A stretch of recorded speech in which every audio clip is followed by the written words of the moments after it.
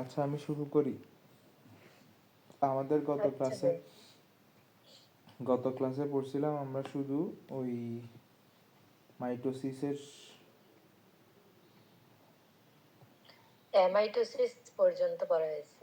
Amitosis পর্যন্ত পড়াইছিলাম। আজকে আমরা শুরু করব হচ্ছে মাইটোসিস।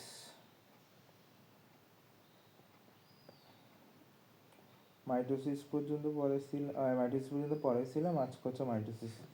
তো আমি হচ্ছে যেগুলো দরকারি এগুলো এখানে দাগানো আছে, আমি আবার এখান থেকে দেখাই দিব আর কি। এটা তো আর রিভিশন পড়বো তোমরা, তো তোমরা যেগুলো নোট করার এগুলো আমি বলে দিব।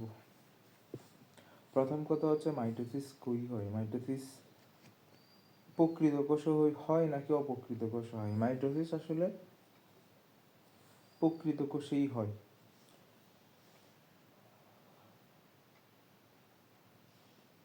তোমার হচ্ছে আমরা যখন মনারা রাজ্যে পড়ি, আমরা তো জানি হচ্ছে 5 রাজ্য আছে। কয়টা? 5টা। এর মধ্যে Monera, Protista, fungi, Animalia, Plantae, Animalia. তো যখন আমরা মনারার ক্ষেত্রে দেখি, মনারাতে দেখি হচ্ছে বিভাজন। এটা হচ্ছে অ্যামাইটোসিস। এটা হচ্ছে কিন্তু অ্যামাইটোসিস। তাহলে মনেরা হচ্ছে প্রাককেন্দ্রিক, কারণ এটা সুপার কিংডম 1-এ থাকে। আমার কথাগুলো মিলাইতে পারার কথা, কারণ তোমরা ফার্স্ট চ্যাপ্টার সবাই পড়ছো। তো মাইটোসিস হয় কাদের ক্ষেত্রে? মাইটোসিস হয় প্রকৃত বা সুকেন্দ্রিক কোষে। প্রকৃতি বা সুকেন্দ্রিক কোষে এটা হয়। এখন মেইনলি পরীক্ষায় কি লিখবা? মেইনলি পরীক্ষা লেখার পড়া হচ্ছে যে এই জিনিসটা। তাহলে কিভাবে লিখবো মাইটোসিস কাকে বলে? যে কোষ বিভাজন প্রক্রিয়ায়। কিভাবে লিখবা? যে কোষ বিভাজন প্রক্রিয়ায় প্রকৃত বা সুকেন্দ্রিক কোষ একটি ধারাবাহিক প্রক্রিয়ার মাধ্যমে বিভক্ত হয়ে বা একটি ধারাবাহিক প্রক্রিয়ায় নিউক্লিয়াস প্রায় সমানভাবে একবার বিভাজিত হয়, পাশাপাশি ক্রোমোজোমও একবার বিভাজিত হয়ে নতুন দুইটি অপত্য কোষে পরিণত হয়। একে আমরা মাইটোসিস কোষ বিভাজন বলি। আমি আবার বলি, যে কোষ বিভাজন প্রক্রিয়ায় প্রকৃত বা সুকেন্দ্রিক কোষ একটি ধারাবাহিক প্রক্রিয়ায় নিউক্লিয়াস প্রায় সমানভাবে একবার বিভাজিত হয় এবং নিউক্লিয়াসের প্রতিটি ক্রোমোজোম একবার বিভাজিত হয়ে দুইটি অপত্য কোষে পরিণত হয়, তাদেরকে আমরা মাইটোসিস বলি। মানে তোমাকে হচ্ছে যে নিউক্লিয়াস যে একবার বিভাজিত হয়, ক্রোমোজোম যে একবার বিভাজিত হয়, এই কথাটা বলা লাগবে। তাহলে এখানে আবার সাইটোপ্লাজমও কয়বার বিভাজিত হয়? একবার। এটা এমসিকিউর পড়া, কিন্তু আমি বারবার বললাম নিউক্লিয়াসে একবার, ক্রোমোজোমে একবার, সাইটোপ্লাজমে একবার, সব একবার একবার করে বিভাজিত হয়। এরপর একটা খ নাম্বার প্রশ্ন আছে যে মাইটোসিসকে কেন সমীকরণিক বিভাজন বলা হয়। তো তোমরা প্রথম, আমি ওই দিনই শিখাই দিয়েছিলাম নাকি শিখাই নেই জানি না, যদি কখনো সংজ্ঞা জিজ্ঞেস করে, খ নাম্বারে তোমাকে জিজ্ঞেস করলো যে মনারা রাজ্য কেন নীলাভ সবুজ শৈবাল কেন মনারা রাজ্যের, জিজ্ঞেস করলো মানুষ কেন এলিমিনিয়া রাজ্যের, মানুষ কেন প্রাইমেট বর্গের, এইসব প্রশ্ন আনসার করার ক্ষেত্রে প্রথমে হচ্ছে একটা সংজ্ঞা লিখতে হবে। কেমন সংজ্ঞা? যেমন মানুষ কেন প্রাইমেট বর্গের, তাহলে তোমাকে আগে লিখতে হবে হচ্ছে কি প্রাইমেট জিনিসটা কি। তখন এই যে আমরা যদি দেখি আমাদের এই ধরো মানুষ কেন প্রাইমেট বর্গের, এই কথাটা যদি তোমাকে জিজ্ঞেস করো তুমি কিভাবে আনসার করবে? তুমি প্রথমে লিখবা প্রাইমেট বলতে বোঝায় যাদের আঁকড়ে ধরার উপযোগী হাত এবং যাদের ঘ্রাণ অপেক্ষায় দৃষ্টিশক্তি উন্নত। তাহলে এটার জন্য তোমাকে 1 নাম্বার দিয়ে দিবে। তারপর তুমি ঘুরায় পেঁচায় লিখবা আরেকটা, যেহেতু মানুষের আঁকড়ে ধরার হাত উপযোগী হাত আছে এবং সে হাত মানুষ ব্যবহার করতে পারে, এছাড়া মানুষের ঘ্রাণ অপেক্ষা দৃষ্টিশক্তি উন্নত, তাই মানুষকে প্রাইমেট বর্গে রাখা হয়েছে। তাহলে তোমাকে আরেকটা নাম্বার দিয়ে দিলাম। মানে তুমি পয়েন্ট যখন প্যারা আকারে লিখবা, অর্থাৎ দুইটা ভাগ করে ফেলবে, তখন স্যার 2 নাম্বার দিতে বাধ্য। তুমি যে এক লাইনেই পুরো কি সবকিছু ব্যাখ্যা করো, তখন স্যার চাইলে 1 নাম্বার দিবে আর ইচ্ছা হলে 2 নাম্বার দিবে। এখন এটাকে সমীকরণিক বিভাজন কেন বলা হয়? কারণ এখানে মাতৃকোষ ও অপত্য কোষে ক্রোমোজোম সংখ্যা সমান থাকে, ডিএনএর পরিমাণ সমান থাকে। তারপর মাতৃকোষের ডিএনএ প্রায় হুবহু অনুলিপি অপত্য কোষে পাওয়া যায়। কয়টা পয়েন্ট? 3টা পয়েন্ট লিখবে। 1 নাম্বার পয়েন্ট, মাতৃকোষ এবং অপত্য কোষের ক্রোমোজোম সংখ্যা কি থাকে? সমান থাকে। 2, ডিএনএর পরিমাণও সমান থাকে। 3, ডিএনএ প্রায় হুবহু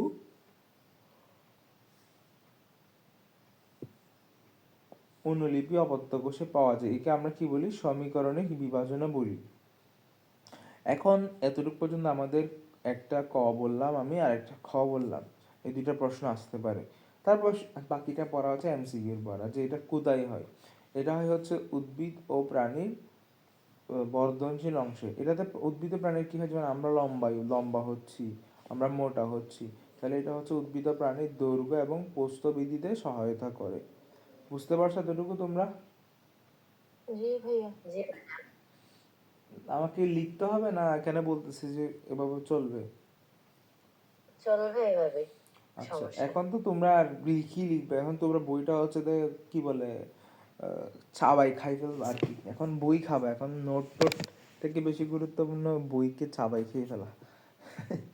দৈর্ঘ্য এবং প্রস্থে বৃদ্ধি হওয়া। এখন প্রাণীর দেহকোষ, আমাদের বডিতে আর মূল কাণ্ড কিছু নাই, এই জন্য প্রাণীর দেহকোষ বলে দিলে হয়ে যায়। কিন্তু উদ্ভিদের ক্ষেত্রে তো মূল কাণ্ড এগুলো আছে। তো উদ্ভিদের বর্ধনশীল অংশ বলতে আমরা কি কি বুঝি? কাণ্ড ও মূলের অগ্রভাগ, কাণ্ডের মাথা, মূলের মাথা। একটা উদ্ভিদের যদি, এটা ধরো একটা উদ্ভিদ, এর মূল টুল আছে, তো কাণ্ডের মাথা আর হচ্ছে মূলের মাথা, এখানে কি হয়, কোষ বিভাজন। ভ্রূণমুকুল, ভ্রূণমুকুল জিনিসটা হচ্ছে যখন একদম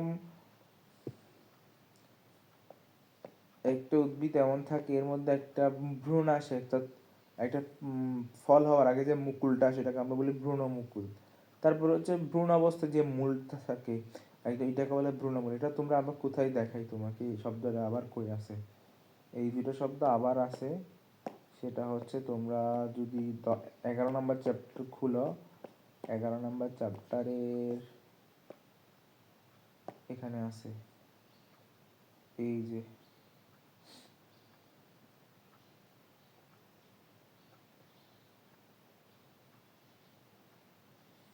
এই যে দেখো ভ্রূণমূল,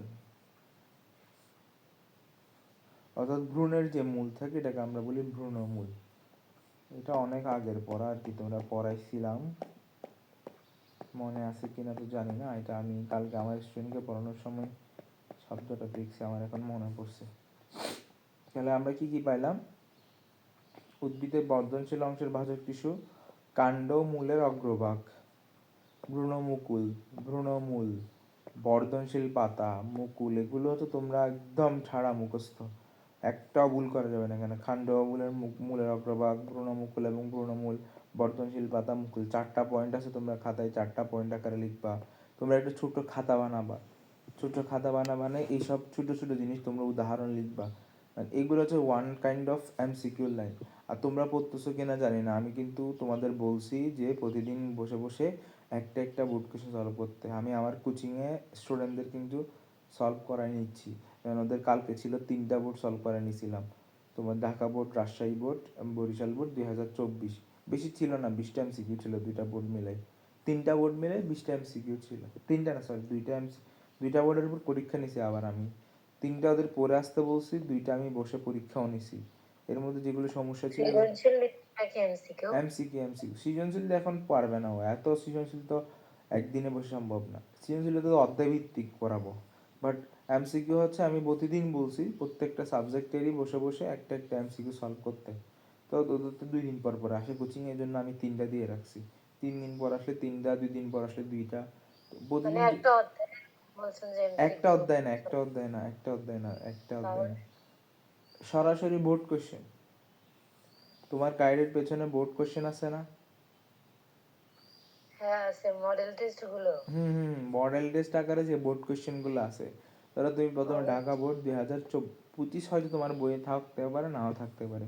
নাই, আমাদের বইয়ে নাই এটা, মানে ওই গাইডে নাই। আচ্ছা, এটা টেক্সট পেপার যখন কিনবা তখন ওর মধ্যে থাকবে। ঢাকা বোর্ড 24 দিয়ে শুরু করছি, কারণ আমিও জানি যে সবার হচ্ছে বোর্ড কোশ্চেন এখনো কিনে নেই। ঢাকা বোর্ড 24 দিয়ে শুরু করলাম আমি, Dhaka board 24, Rajshahi board 24, Barishal board. এখন এর মধ্যে কি সব পড়তে হবে? এর মধ্যে তো শর্ট সিলেবাসের বাইরে অনেক কিছু আছে, এগুলা তো আমাদের পড়ার দরকার নেই। তো তুমি হচ্ছে 25টার মধ্যে সর্বোচ্চ পাবা হচ্ছে,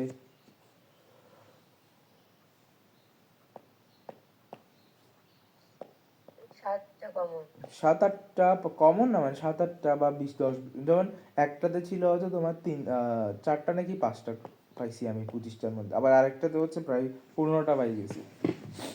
এমন অবস্থা, মানে একটাতে বেশি থাকবে একটাতে কম থাকবে। তো ওই কোশ্চেনগুলো তার জন্য মক টেস্টে সম্পূর্ণ 25টা এমসিকিউ পড়তে হবে না, ভালো করে। 25টা পড়তে হবে না, 25টা পড়তে হবে না রে। 25টা তুমি যখন 1 নাম্বার পড়বা, ধরো 1 নাম্বার পড়বা, 1 নাম্বার তুমি কি সব সিলেবাসে আছে কি আর না এটা কি তুমি জানো না? জানি তো। তো ওইটা যেটা আছে সেটা পড়বা, যেটা নাই সেটা বাদ দিয়ে চলে যাবা। যেটা আছে সেটা আচ্ছা। পড়বা, পারলে ওইটা বইয়ে গিয়ে একবার দেখবা, অথবা তুমি যদি মুখস্থ পেরে যাও তাহলে তার কথা নেই, যদি না পারো তাহলে এটা বইয়ে গিয়ে একবার দেখে শুধু ওই আনসারটা দেখবা, অথবা আনসারটা সরাসরি মুখস্থ করে ফেলবা। তাহলে তোমার দেখা যাবে তুমি এই 90 দিন, তোমার না, তোমার আরো কয় মাস সময় আছে, জানুয়ারি ফেব্রুয়ারি মার্চ এপ্রিল, 4 মাস, চারগুলো হচ্ছে 90, তোমার 30 × 4 120, 120টা মডেল টেস্ট শিখা হয়ে যাবে তোমার।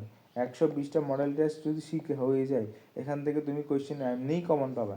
আর তোমাকে তো আমি বললাম প্রথমে একটা করে করতে, যখন সময় চলে আসবে, সময় আগাবে, তখন তুমি একদিনে 2টা করে করবা। 2টা করে করলে অনেক অনেক কোয়েশ্চেন, আর তখন টেস্ট পেপার নিবা, তখন চেষ্টা করবে একদিনে 2টা করে দেওয়া, যাতে টেস্ট পেপারে সব কোয়েশ্চেন সলভ হয়ে যায়। এমসিকিউ সবাই আসলে ভুল করে, যে আমি দেখলাম আমার একটা স্টুডেন্ট পড়াইতাম আমি গত বছর, ও হচ্ছে যে সৃজনশীলের উপর এত বেশি ফোকাস করে না জিলা স্কুলে।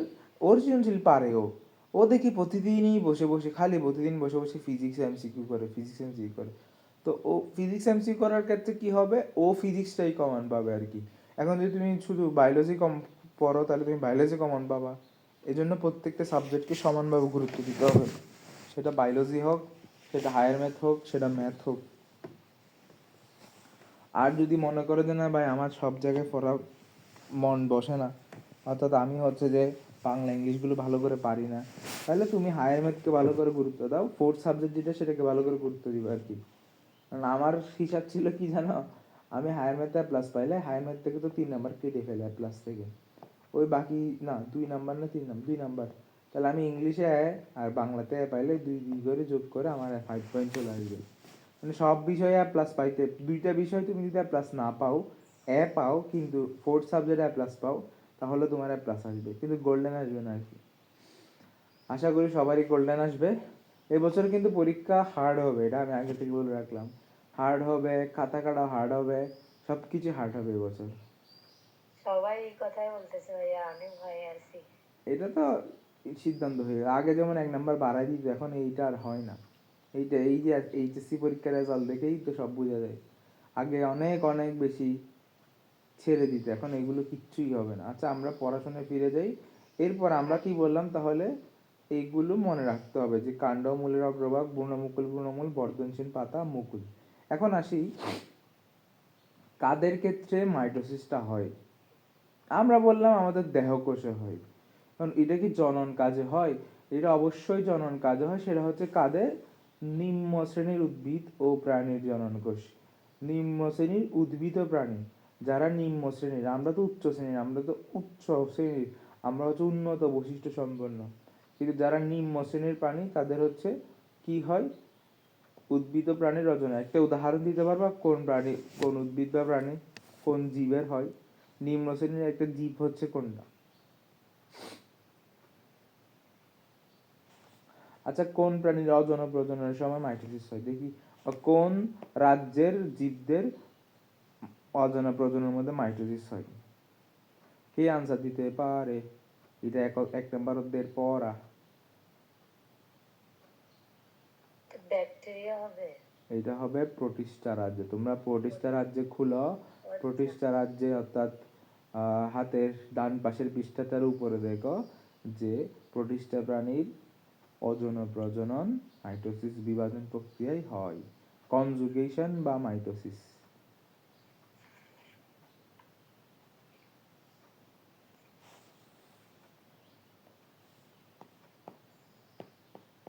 পাইছো? পাইছি ভাইয়া। পাইছি। এই যে মাইটোসিস বিভাজন প্রক্রিয়া তো তোমাদের পড়া হচ্ছে, তোমাদের আমার মনে আছে হচ্ছে কি কোথায় কি আছে নাই তোমরা যা বলতে পারো না। মাইটোসিস কোষ বিভাজনের মাধ্যমে অযৌন প্রজনন ঘটে। কিন্তু এখানে লিখছি কি, এখানে লিখছে হচ্ছে নিম্ন শ্রেণীর উদ্ভিদ ও প্রাণীর অযৌন প্রজনন, দেখছো অযৌন জনন বা অযৌন প্রজনন। তো তোমরা মার্ক করে ফেলো, এখানে লিখতে পারো যে প্রোটিস্টা। এভাবে তোমরা লাইনগুলো কিন্তু ইন্টার কানেক্ট করতে হবে, বুঝতে পারছো? পড়ার সময় শুধু পড়লে হবে না, এই পড়াটা আমি আগে কোথায় পড়ছিলাম এটা খুঁজে বের করতে হবে। আমি যে তোমাদের আজকেই দেখাইছি দুইটা এক্সাম্পল, যে আমি এটা পড়ছি হচ্ছে কোন জায়গায়, ভ্রূণমূল ভ্রূণমুকুল, এটা 11 নম্বর চ্যাপ্টার আছে, আমি বলে দিলাম। এটা এটা 1 নম্বর চ্যাপ্টার আছে, বলে দিলাম। এভাবে তোমাদেরও এগুলো, এটাই হচ্ছে আসলে পড়াশোনার মানে। তুমি অন্য কাছ থেকে ডিফারেন্স হবে এই জায়গায়, তুমি কি জানো, এক্সট্রা তুমি কি করতে পারো। আচ্ছা, আমরা এখন আসি হচ্ছে কি মাইটোসিস কাকে বলে, তো বললাম। মাইটোসিস কাকে বলার পর এটা তোমাদের বইয়ে নাই, আমি এই জন্য যাই, সেটা হচ্ছে এখানে তো পসিবল না।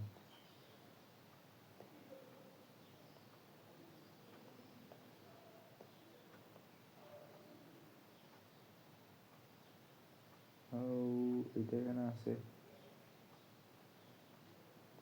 আচ্ছা, এখান থেকে মাইটোসিসটা দেখো, এটা পুরাতন বই, পুরাতন সালের বই। ইকুয়েশনাল ডিভিশন কাকে বলা হয় এটা লিখলে হয়ে যেত। আচ্ছা, এটা পরে, আমি হচ্ছে যেটা তো খুঁজতেছি এটা তো নাই।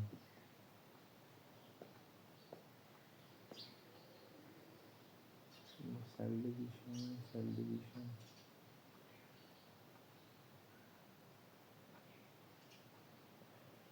আচ্ছা এখানে লিখি কত।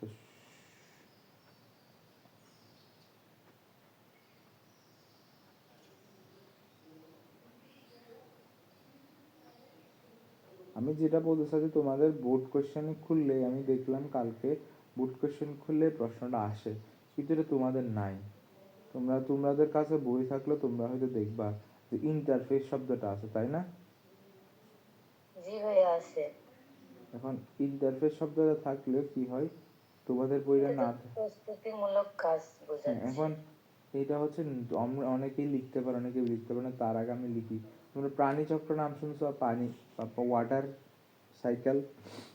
শুনছি। তাহলে এখানে কি হয়, মেঘ, মেঘ, তারপর বৃষ্টি। বৃষ্টি, সমুদ্র, মানে ঘুরে ফিরে সমুদ্র, নদী, আবার কিসে পরিণত হয়, মেঘে মেঘে। পরিণত হয়।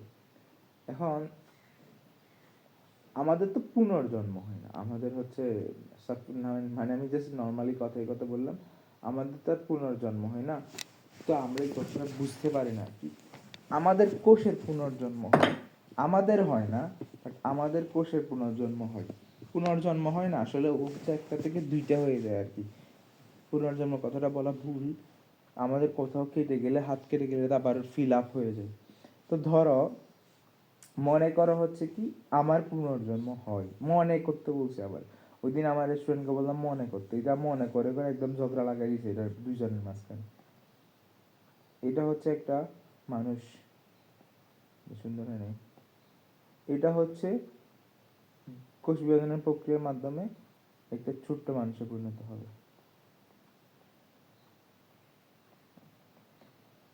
ছোট্ট, আবার সে আস্তে আস্তে আস্তে বড় হবে, সে আস্তে আস্তে বড় হবে, তারাও এ আবার বিভাজিত হবে।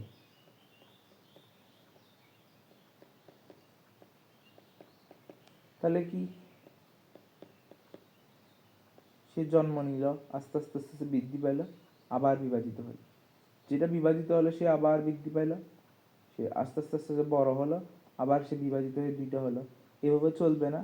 ধরে নিলাম এটা কোষের কথা চিন্তা করে, এটা একটা কোষ, জন্ম হয়েছে, সে বড় হয়েছে, আস্তে আস্তে দুইটাতে বিভাজিত হয়েছে। এই দুইটাগুলো আস্তে ছোট ছিল, আস্তে আস্তে আস্তে আস্তে বড় হয়েছে, বড় হয়ে আবার বিভাজিত হয়ে গেছে, আবার দুইটাতে পরিণত হয়েছে। তাহলে এটা কি একটা সাইকেল আকারে চলতেছে না? জি ভাইয়া। তাহলে দেখো কোষের, এইভাবে লিখো তোমরা এটা জিনিসটা, কোষের জন্ম, বৃদ্ধি, বিভাজন যে চক্রের মাধ্যমে সংগঠিত হয় তাকে কোষ চক্র বলে এটা তোমাদের টপিক না, তাও আমি এনে দিলাম, তোমাদের বইয়ে সাধারণত এটা থাকে না। তাহলে আমি যদি একটা চক্র কল্পনা করি, কোষ চক্র কল্পনা করি, এর মধ্যে দুইটা ভাগে ভাগ করা হয়।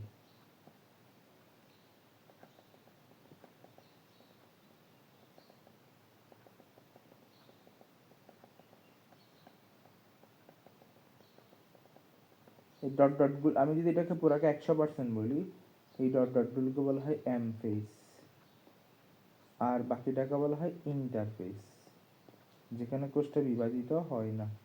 এম ফেজে কত পার্সেন্ট? এম ফেজ হচ্ছে 5 থেকে 10% সময় ব্যয়িত হয়, আর এটাতে হচ্ছে 90 থেকে 95% সময় ব্যয়িত হয়, মানে সময়টা লাগে আর কি।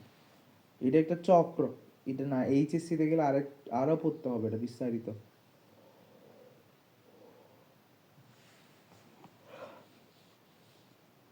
এখান থেকে একটা লাইন তোমাদের মনে রাখতে হবে, ইন্টারফেজে ডিএনএ দ্বিগুণ হয়ে যায়, এটা একটু মনে রাখবা, কারণ অনেকেই বুঝাইতে আমার মাথা টাথা জায়গা, মানে কেমনে ক্রোমোজোম আর ক্রোমাটিড কেমনে হয় এটা বুঝাতে মাথা জায়গা। এখানে কি হয়, আমাদের কোষের মধ্যে ডিএনএ থাকে একটা, ধরো 46টা ক্রোমোজোম, তাহলে ক্রোমোজোম মানে তো ডিএনএ, ধরো এরকম 46টা থাকে, আমি জাস্ট একটা সুতা দিলাম, একটা সুতা, এরকম 46টা থাকে। এটা ইন্টারফেসে হচ্ছে ডাবল হয়ে বসে থাকে, অর্থাৎ একটা থেকে দুইটা হয়ে যায়। 46টা থেকে কয়টা হবে? 92টা। বুঝতে পারছো? এটা কেমন অবস্থায় থাকে হয়তো তোমাদের মাথার উপর দিয়ে যাচ্ছে কিনা আল্লাহ জানে। ধরো আমি একটা কোষের মধ্য থেকে একটা ডিএনএ নিলাম, ঠিক আছে, এটাকে আমি বড় করলাম, একটা ডিএনএ নিলাম, এই একটা ডিএনএ ইন্টারফেস দশায় দুইটা হয়ে যাবে, কিন্তু কোথায় ওরা একসাথে থাকবে? সেন্ট্রোমিয়ারে এক জায়গায় লাগানো থাকবে। এইভাবেই ছবিগুলো কিন্তু তোমরা প্রোফেজে দেখো, প্রোফেজ করলে কিন্তু এই জিনিসটা দেখো, যেরকম দুইটা জিনিস একসাথে আছে মাঝখানে লাগানো। এটা কখন হয়? এটা কিন্তু ইন্টারফেসে হয়ে যায়, এই জিনিসটা কিন্তু ইন্টারফেসে হয়ে যায়, ডিএনএ দ্বিগুণটা ইন্টারফেসে হয়ে যায়। এটা আমাদের বইয়ের লেখা নাই, নাই আর কি, এটা লাগে না তো, কিন্তু জানা তো দরকার, কারণ এই জিনিসটা বোঝার জন্য তো আমাকে ডিএনএ যে দ্বিগুণ করে ফেলছি এটা জানা দরকার, না একটা ডিএনএ থেকে আমি দুইটা ডিএনএ করে ফেলছি। এটা কি প্রস্তুতিমূলক কাজের সময় হয়ে যায়, সংগঠিত হয়? হ্যাঁ হ্যাঁ, প্রস্তুতিমূলক কাজের সময় এই জিনিসটা হয়ে যায়। এই জন্য আমাদের মাইটোসিস কোষ বিভাজনের ভেতরে কিন্তু এসব কথা লেখা নেই। ওর কাজই হচ্ছে দ্বিগুণ হয়ে যাওয়া, কোথায়? ইন্টারফেজে। আর এম ফেজে কি হয়? এম ফেজে হচ্ছে শুধু দুই ভাগ হয়ে যায়, যে এম ফেজে একটার মধ্যে দুইটা থাকে, এটাতে দুই ভাগ হয়ে যাওয়া। এটাই ছিল আসলে কোষ বিভাজনের মূল বেসিক, যে এখানে দুইটা তৈরি হয়ে যাবে, এটাকে আমি আলাদা করবো এম ফেজে। অনেক কাহিনী করতে হয়, আর মেন আসলে কাহিনীটাই হচ্ছে কি, দুইটা কোষ সৃষ্টি করা, দুইটা কোষের মধ্যে সমান সংখ্যক ক্রোমোজোম দিয়ে দেওয়া। ক্রোমোজোম সংখ্যা সমান থাকে না মাইটোসিসে? জি ভাইয়া। সমান থাকে। তাহলে আমরা কোষ চক্র কাকে বলে শিখলাম? যে কোষের জন্ম, বৃদ্ধি, বিভাজন যে চক্রের মাধ্যমে সংঘটিত হয় তাকে কোষ চক্র বলে। কোষ চক্রের একটা থাকে অ্যামফেজ, যেটাতে আসলে বিভাজনটা হয়, বা মাইটোটিক ফেজ। আর একটা হচ্ছে ইন্টারফেজ, যেখানে বিশ্রাম করে কোষটা। আর একটা লিখতে পারো যে ইন্টারফেজের নিউক্লিয়াসকে বলা হয় বিপাকীয় নিউক্লিয়াস।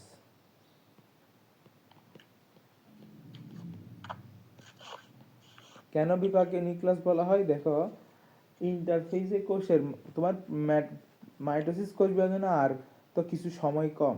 মাইটোসিস কোষ বিভাজন করার জন্য আগে থেকে শক্তি লাগবে, আগে থেকে ডিএনএ কে ডাবল করতে হবে, আগে থেকে আরএনএ লাগবে, মানে দুনিয়ায় যা আছে সব কিছু তৈরি করবে ইন্টারফেসে। এই জন্য বেশি বেশি কাজ করতে হবে নিউক্লিয়াসকে, ইন্টারফেসে নিউক্লিয়াসকে বেশি বেশি কাজ করতে হবে। বেশি বেশি কাজ করলে এটাকে আমরা বলি বিপাকীয়, বিপাকীয় নিউক্লিয়াস। আচ্ছা, আমরা এতটুকু পর্যন্ত বুঝলাম যে ইন্টারফেস কাকে বলে। তো তোমরা একটা গাইড থেকে এখন ইন্টারফেসটা পড়লেই বুঝে যাবা। গাইডে জি, যেহেতু গাইডে হয়তো খ নাম্বার আসে, ইন্টারফেস বলতে কি বুঝায়। এবার আমাদের আসছিল তো টেস্ট এক্সামে। অলরেডিও তোমাকে দুইটা পয়েন্ট বলেই দিলাম, প্রথমে সংজ্ঞা লিখবা। যে বিভাজনের বা কোষ বিভাজনের বিশ্রাম অবস্থা বা কোষ বিভাজনের পূর্বের অবস্থাকে বলা হয় ইন্টারফেস। ইন্টারফেস দশায় কোষের ডিএনএ দ্বিগুণ হয় এবং এই অবস্থায় ডিএনএ দ্বিগুণ হয়। তারপর হচ্ছে কোষ বিভাজনের জন্য প্রয়োজনীয় কোষ শক্তি সঞ্চয় হয়। তারপর হচ্ছে মাইক্রোটিবিউল থেকে স্পিন্ডল যন্ত্র তৈরির সূচনা ঘটে। এগুলো অনেক অনেক অনেক অনেক অনেক পড়া আছে। আর তোমরা যদি চাও আমি যদি তোমার বড় করে শিখাই, তুমি তোমার হচ্ছে এইচএসসির বই পড়তে হবে তখন। তোমাদের বইয়ে যতটুকু লিখছে, অর্থাৎ আনসার যতটুকু লিখছে, এর থেকে আরো 2-1 লাইন বাড়ায় লিখতে পারবো আমার কথা শুনে। শক্তি তৈরি হয়, ডিএনএ দ্বিগুণ হয়, মাইক্রোটিবিউল হচ্ছে স্পিন্ডল তৈরির শরীর সূচনা ঘটে, অনেক অনেক। এত তার পড়ার দরকার নেই, যা বই আছে তাই হচ্ছে আনসার। তাহলে আমরা হচ্ছে কতটুকু বললাম ইন্টারফেস। এখন এমফেসকে আমরা আবার 2 ভাগে ভাগ করি প্রধানত। একটা হচ্ছে কেরিওকাইনেসিস, একটা সাইটোকাইনেসিস। সাইটোকাইনেসিস। কেরিয়ন শব্দের অর্থ কি? নিউক্লিয়াস। নিউক্লিয়াসের বিভাজন। তাহলে এই বিভাজনে প্রথমে কেরিওকাইনেসিস অর্থাৎ নিউক্লিয়াসের বিভাজন, সাইটোকাইনেসিস অথবা সাইটোপ্লাজমের বিভাজন। এখন মাইটোসিস বিভাজনকে আমরা কয় ভাগে ভাগ, এই যে ইন্টারফেস শব্দের এখানে শুধু ছোট্ট করে লিখছি। আমরা প্রোফেস, মেটাফেস, অ্যানাফেস, টেলোফেস পড়ি, অর্থাৎ আমরা যখন কুশায় চলে আসি, আমরা যখন মেডিকেলে চলে আসি তখন আমাদের এটা পড়তে হয়। তখন আমরা পুরো মেটাফেসটা পড়ি না। কেন পড়ি না? আসলে প্রোমেটাফেস বলে কোনো দশাই নাই পৃথিবীতে। তোমাদের যদি স্কুলে প্র্যাকটিক্যাল দেখছো কখনো কোষ বিভাজনের? না ভাইয়া। দেখো নাই না? প্র্যাকটিক্যাল একটা মডেল থাকে, ওই মডেলে প্রোমেটাফেসটা থাকে না। কেন থাকে না? কারণ হচ্ছে বিদেশে কখনো প্রোমেটাফেস বলে কোনো দশায় আবিষ্কার করে নাই। বাংলাদেশে এটা হচ্ছে এক্সট্রা করে বানাইছে। আমরা কি কি পড়ি? আমরা 5টাই জানি। আমরা আবার তুমি পরীক্ষার হতে লিখে যায় না যে 4টা।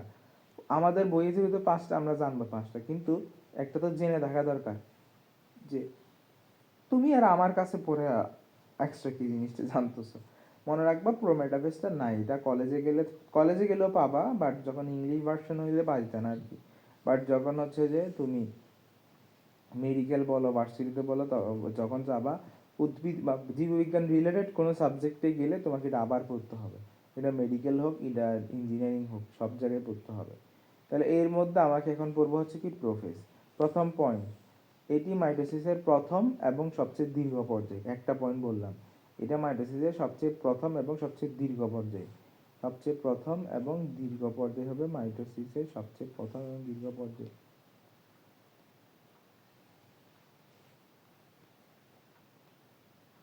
তাহলে 1 নম্বর পয়েন্ট হচ্ছে কি, সব আমি জাস্ট রাফ করে লিখতেছি, তোমাদের এত লিখার দরকার নেই। সবচেয়ে, কিন্তু তোমরা পরীক্ষার হলে কিন্তু নাম্বারিং করে লিখবা, সবচেয়ে দীর্ঘ পর্যায় 2 নাম্বার। তারপর এখন আমাদের বেসিকটা বুঝতে হবে এখানে আসলে কি হয়, না হলে আমরা কিছুই বুঝবো না। তোমরা ক্রোমাটিন আর ক্রোমোজোমের মধ্যে পার্থক্য বুঝো কিনা?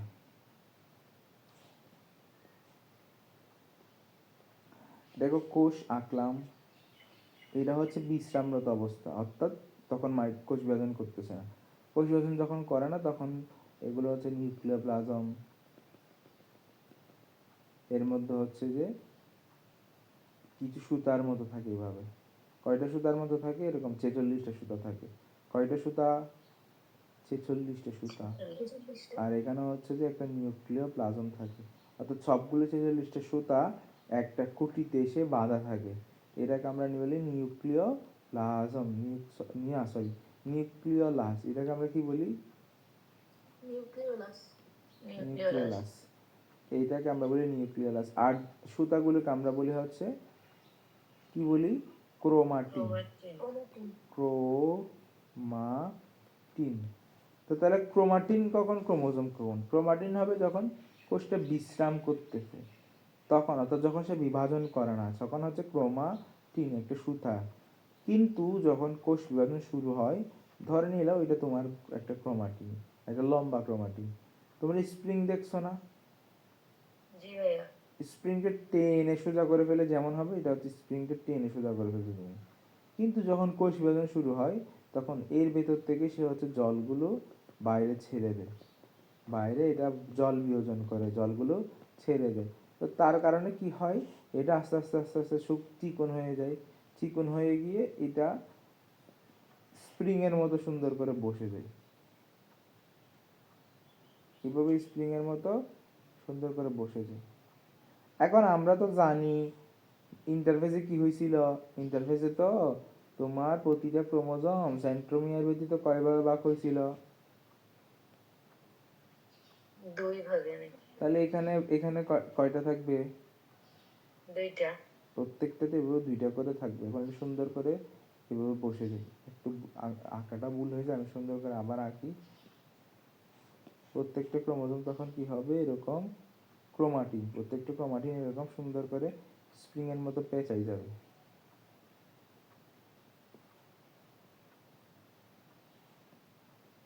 এখন এটা দেখতে কিসের মতো লাগতেছে?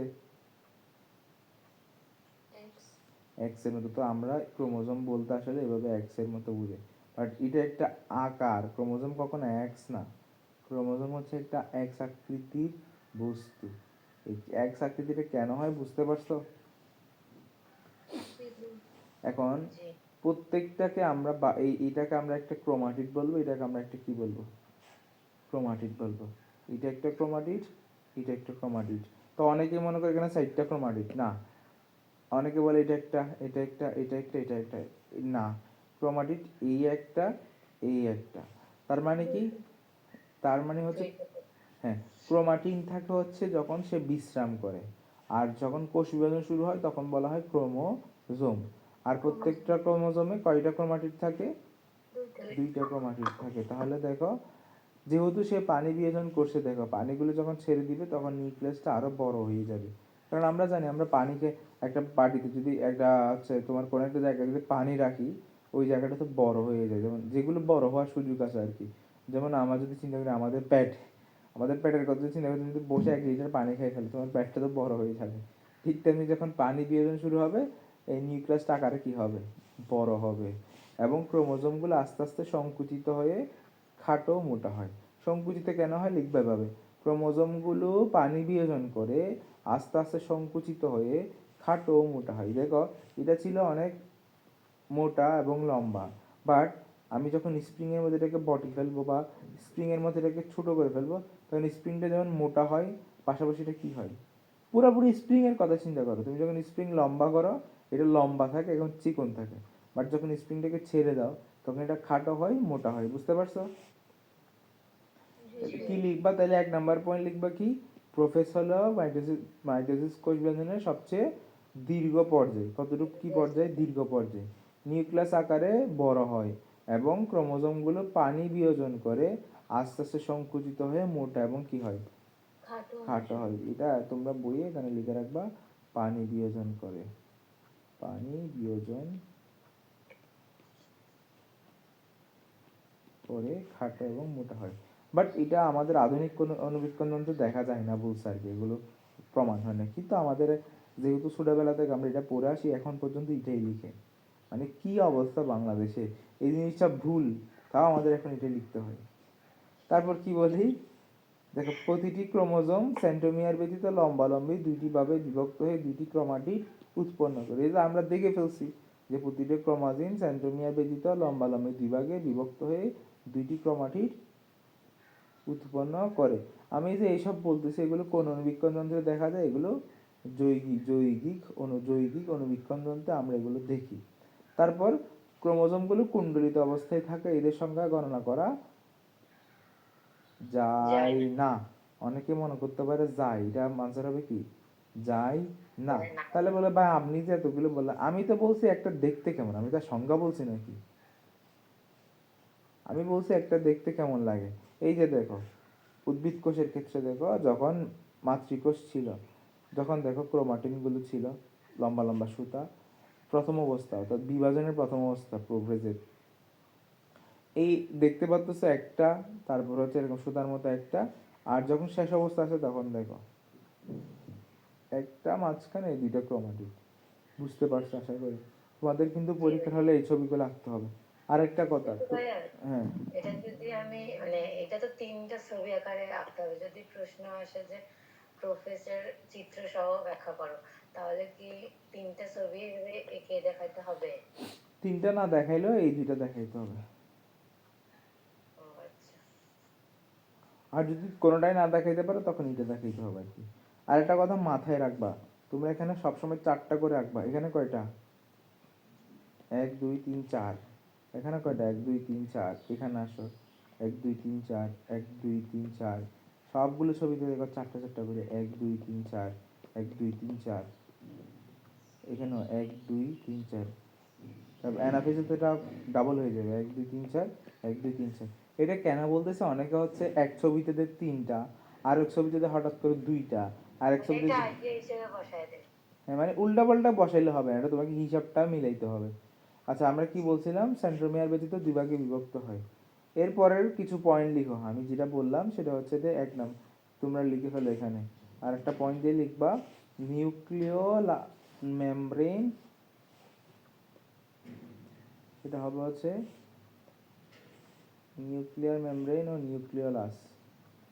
নিউক্লিয়ার মেমব্রেন, নিউক্লিয়ার মেমব্রেন ও নিউক্লিওলাসের বিলুপ্তি সূচনা ঘটে। সূচনা ঘটে, মার্ক দাম পয়েন্ট। সূচনা ঘটে, আরেকটা সূচনা ঘটে। আরেকটা লিখো, সেটা হচ্ছে কি স্পিন্ডল যন্ত্র তৈরি সূচনা ঘটে। দুইটাই কিন্তু সূচনা ঘটে। তোমরা এটা লিখো, আমি জায়গা নেই এখানে। স্পিন্ডল যন্ত্র তৈরির সূচনা ঘটে।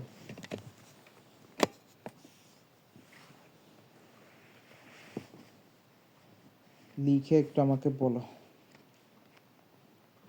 লিখছি ভাইয়া। আচ্ছা, শেষেরটা কি বললেন ভাইয়া? স্পিন্ডল যন্ত্র তৈরির সূচনা ঘটে। পরীক্ষার হলে যদি জিজ্ঞেস করে স্পিন্ডল যন্ত্র তৈরি হয় কোন দশায়, তখন কি আনসার দিবা?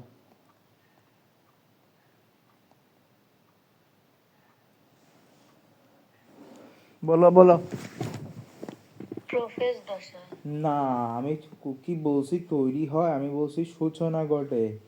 তৈরি হয় হচ্ছে পরের ধাপটাতে, কিন্তু সূচনা ঘটে হচ্ছে প্রোফেজে। বুঝতে পারছো? জি ভাইয়া।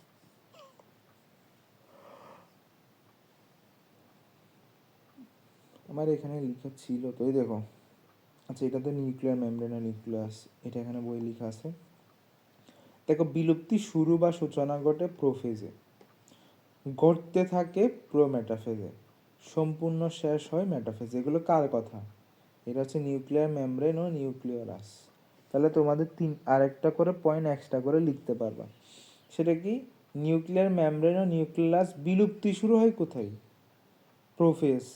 বিলুপ্তি ঘটতে থাকে প্রোমেটাফেজ, সম্পূর্ণ শেষ হয় মেটাফেজ। এটা তোমরা স্ক্রিনশট দিয়ে রাখো, একটা ছোট্ট কাগজে লিখে বইয়ে লাগাই ফেলবা। জি ভাইয়া, নিচ্ছি।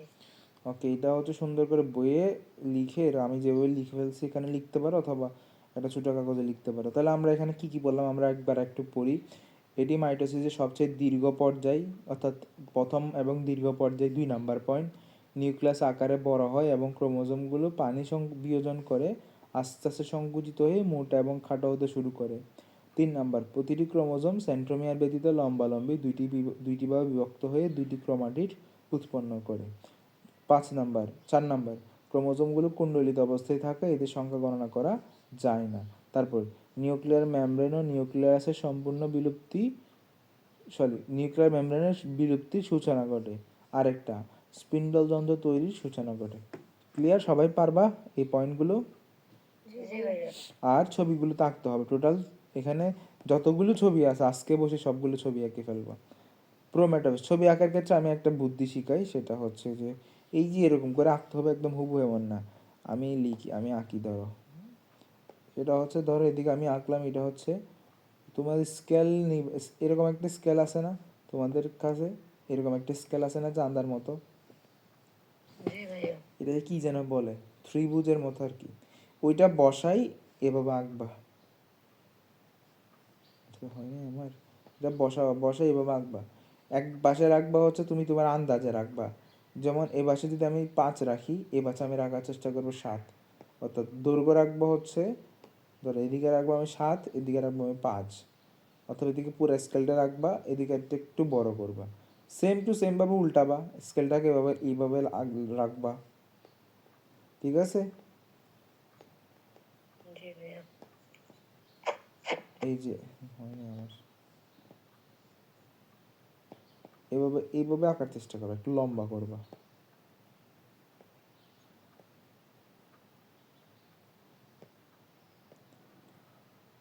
দেন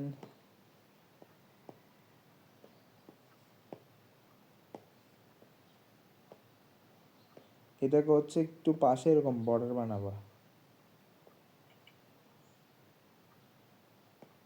এই পাশে, তো আর এই পাশে হচ্ছে আঁকবা না, তো তুমি যখন আঁকার সময় এ পাশে খালি রাখবা, সেম ভাবে কোণাটা খালি রাখবা, এই কোণাগুলো খালি রাখবা। তারপর এই যেটা একদম সুন্দর করে একটা কোষের মতো বানাই দিব।